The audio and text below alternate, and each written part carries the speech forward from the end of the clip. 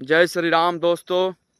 एक दोस्त ने पूछा कि अच्छी बॉडी कैसे बनेगी, बॉडी अच्छी कैसे बनेगी, दमदार बॉडी। उसने बोला प्रोटीन विटामिन सारी अच्छी खुराक ले रहा हूँ, काजू किशमिश बादाम अखरोट सब खा रहा हूँ, दही, लेकिन अच्छी बॉडी नहीं बन रही है।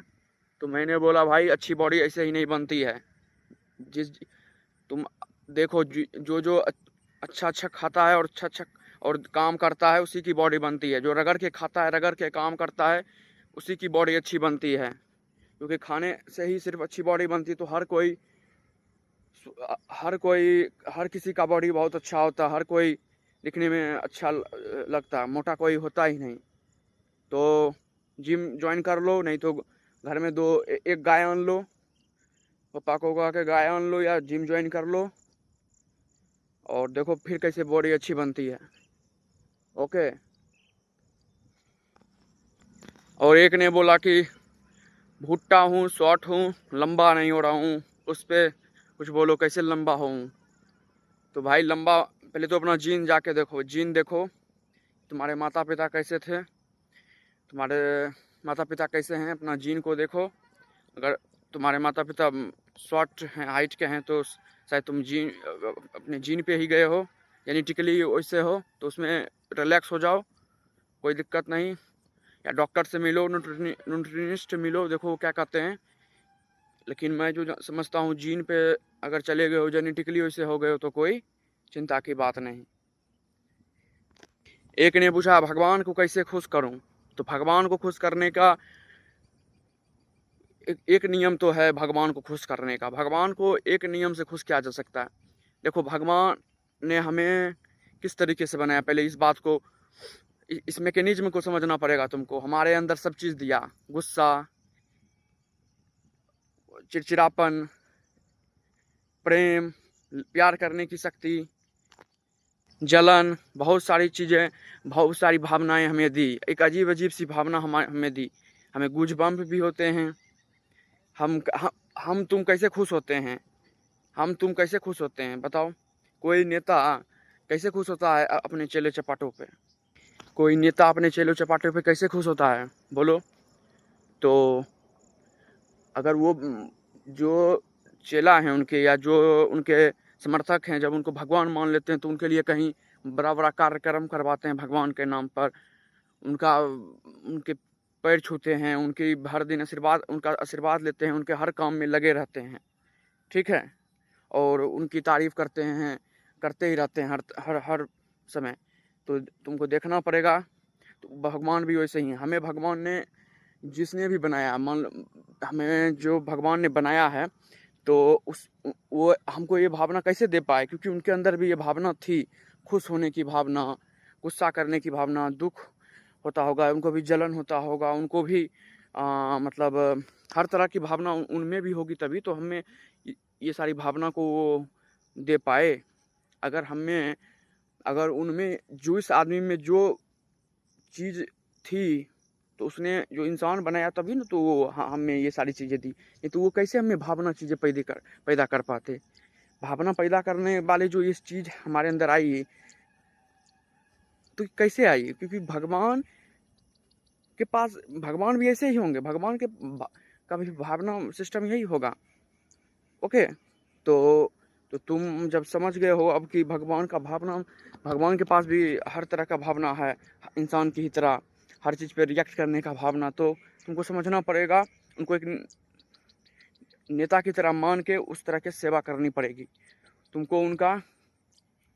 अब जैसे मान लीजिए तुमको विद्या लेनी है, तो तुमको पढ़ना पड़ेगा, तभी वो खुश होंगे। अगर तुमको सरस्वती माँ से विद्या लेना है, तुमको पढ़ना पड़ेगा, उस पर मेहनत करना पड़ेगा, तब वो तुमको शक्ति देंगे, भगवान खुश हो जाएंगे। अब जैसे बात करूं, जो जैसे भगवान हैं, जो जैसे भगवान हैं, जो जिस डिपार्टमेंट के हैं, उनकी वैसा काम करो, वैसा पूजा करो उनकी, वो खुश हो जाएंगे, ठीक है। तो ऐसे ही भगवान खुश होते हैं। और हो सकता है तो भगवान की थोड़ी सी, भगवान ही हैं तो भगवान का थोड़ा, जैसे नेता की भी लोग लगे ही रहते हैं दिन रात, थोड़ा भगवान पे भी लगे रहो, क्या पता उससे भी खुश हो जाएं।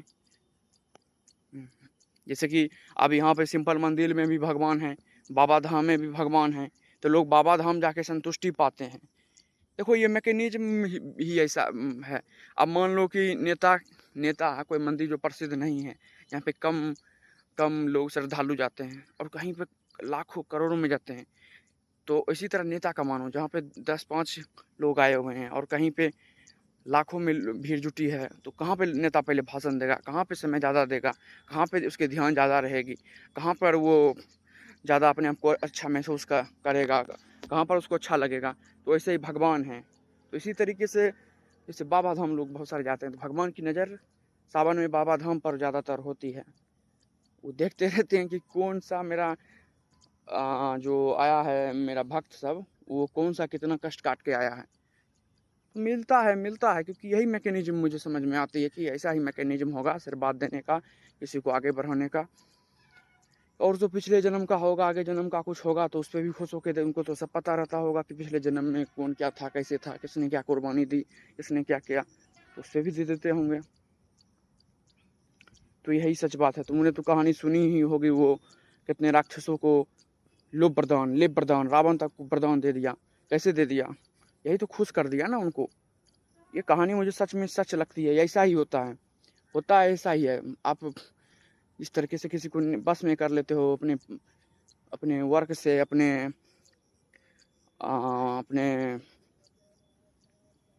कह सकते हैं कि काम से, या अपने चाटुकारिता से भी, या अपने